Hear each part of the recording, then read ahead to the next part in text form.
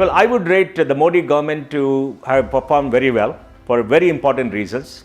One, our GDP has grown by 76 lakh crores from the time he came to power till 2019 March, if you look at estimates, and that is very large. The inflation during this period has been only 4.5%. The last UPA government grew the GDP by 56 lakh crores at market value, and the average inflation was 10%. So GDP has been higher, inflation has been lower. That means our savings have been protected. If I put money into a bank deposits and earn 7%, and inflation is 4.5%, I earn 2.5%. Yes. If I put money into a bank deposit, I get 8.5%. Inflation 9%, I lose my money. So in the UPA 2 era, all of us lost our money. Savings are lost. The middle class has been devastated. The poorer class have been devastated. So on top of it, the economic performance has been very good. Second, the Modi government has spent much more on infrastructure than the previous two UPA governments. What they have spent in the 5 years that they've been there, I think is almost equal to what the UPA has spent over the last 10 years. We have seen many more roads, many more bridges, the Northeast has developed, the railways infrastructure has gone up very largely. I think the railways are spending something like about 6.5–7 lakh crores for the last 5 years, and they've been rejuvenated. There are no unmanned railway lines anymore, because railway crossings anymore, and we have seen the airports work at peak capacity. Airport traffic has grown in double digits for the last 5 years.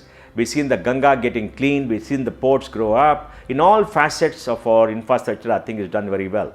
The third, there has been no corruption in Delhi that we know. The Rafale thing is totally bogus. There is no 30,000 crores that Narendra Modi can take and give it to anybody. Just other day, Rahul Gandhi said that he's taken the money from the people of Andhra Pradesh.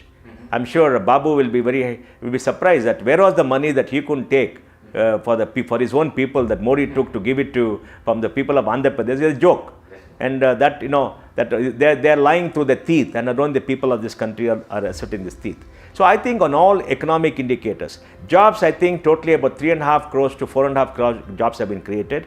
In transportation sector, based on data, 1.5 crores have been created. In the professional sector, based on data, about 40 lakhs have been created. And in the EPFO data and the ESI, another about 1.5–2 crores jobs have been created. And if you look at government jobs, about 35–40 lakh jobs have been created. So maybe 3.5–4 crores have been created, and these are all verifiable data.